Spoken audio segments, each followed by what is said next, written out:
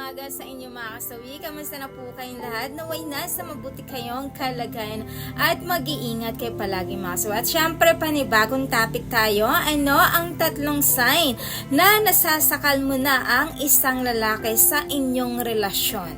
Pakinggan nyo to mga kababaihan. Ang una ay palaging sumasama sa lakad ng kanyang jowa. Kahit na minsan na hindi naman kailangan na sumama ang babae sa lakad ng kanyang jowa ay talagang sumasama ito. Kumbaga in short ay talagang sigurista, takot na baka makalusot ang kanyang jowa na kung sino ang kinakasama. May mga babae kasi na ganyan mga kasawi, kapag once na hindi sila sinasama ng kanilang mga boyfriend ay talagang nagagalit ito sa kanyang jowa. Parang jowa naman, para hindi mag-away, ang ginagawa ay sinasama na lang para wala ng pag-aawayan pa at pagtatalunan pa sila na magjowa mga kasawi. Ayan yung ating una na sign. Ang pangalawa mga kasawi is hindi mo siya pinapayagan. Ayan, may mga kababaihan talaga na kahit nagpapaalam ang jowa, Han, pwede ba ako pumunta sa kaibigan ko? Or Han, pwede ba ako pumunta sa birthday ng kaibigan ko? Pero ang jowa niya ay hindi ito pinapayagan.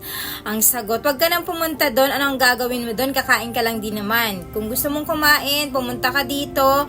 Paghahain kita, paglulutuan kita. Ganon yung mga linyahan ng mga kababaihan sa kanilang mga jowa kapag hindi ito pinapayagan sa kanilang mga lakad. So, yan lang po yun ating pangalawa na sign. Ang pangatlo mga kasawi, eto, kadalasan ang ginagawa ng mga kababaihan, palaging nag-check ng mga phone. For example mga kasawi, kapag nagkasama ang babae at ang lalaki ay palagi itong hinihiram yung cellphone tapos i-check kung sino yung mga nakakausap niya, kung sino yung mga nakaka-text niya, sino ang tumatawag sa kanya, sino yung mga nakaka-chat, at higit sa lahat, tinitingnan kahit yung mga photos nila, kung may mga picture na kakaiba doon, may nakakalusot ba sa kanyang jowa mga kasawi. Ganon yung mga ginagawa ng mga kababaihan na talagang sigurista talaga sa kanilang mga jowa.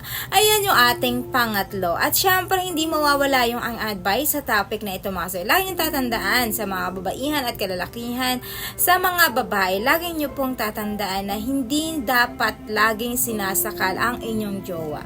Kasi kahit anong higpit ninyo sa inyong mga jowa, kung talagang magluluko ito, ay magluluko ito. Alam nyo ba, mas maganda na medyo kalmahan nyo lang. Huwag nyo silang masyadong higpitan or sinasakal sa inyong relasyon. Kasi the more na sinasakal nyo sila, lalo silang pumipiglas na makawala sa inyo. Kasi nga dahil nahihigpitan na sila sa inyo. Kaya mas maganda kalmahan nyo lang. Kung nagpaalam siya, sige go, payagan nyo. Walang masama doon. As long as walang ginagawang masama. Tsaka ka na lang maghigpit sa kanya kung meron talagang ikaw na nakikitang kakaiba sa jowa ninyo mga kasawi.